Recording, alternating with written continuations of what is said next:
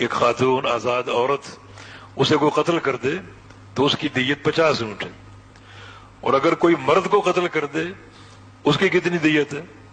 100 اونٹ ہے۔ گویا عورت کی دیت مرد کی دیت سے آدھی۔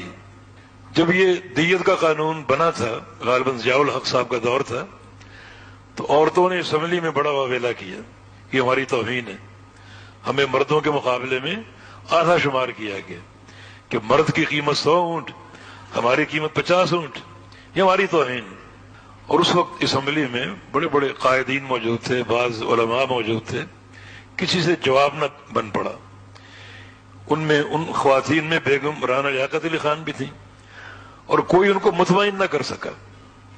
اس وقت ایک حق کی آواز، حق کے ترجمان مولانا معین الدین لکھوی رحمہ اللہ تعالی، انہوں نے مائک پر بات کرنے کی اجازت مانگی اور ان کو اجازت ملی۔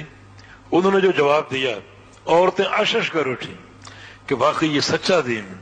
انہوں نے فرمایا کہ عورت اگر قتل ہو جائے، مثلا میری بیوی قتل ہو جائے، تو اس کی دیت کیا ہے؟ 50 اونٹ۔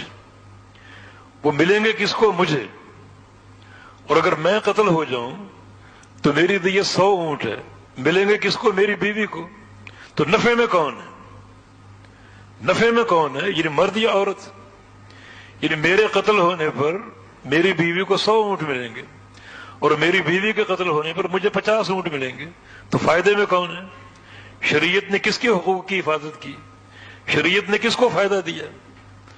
جناب ایک سکوت طاری ہو گیا، اور بحمد اللہ مولانا معین الدین لکھوی رحمہ اللہ تعالی، اللہ ان کی قبر کو جنت الفردوس کا باغیچہ بنا دے، انہوں نے یہ نعرہ حق لگا کر ایک مسلک کی، ایک سچی ترجمانی کی، اور شریعت کے محاسن کی ایک صحیح ترجمانی انہوں نے کی، جس پر سب نے خاموشی اختیار کی، اور خواتین نے مبارکباد دی کہ واقعتاً آج ہمیں اس بات کا اعتراف ہوا کہ یہ دین حق ہے، اور یہ دین جو ہے یہ انسان کی فطرت، عقل، ان تمام امور کا محافظ ہے، اور انسانوں کے حقوق کا محافظ۔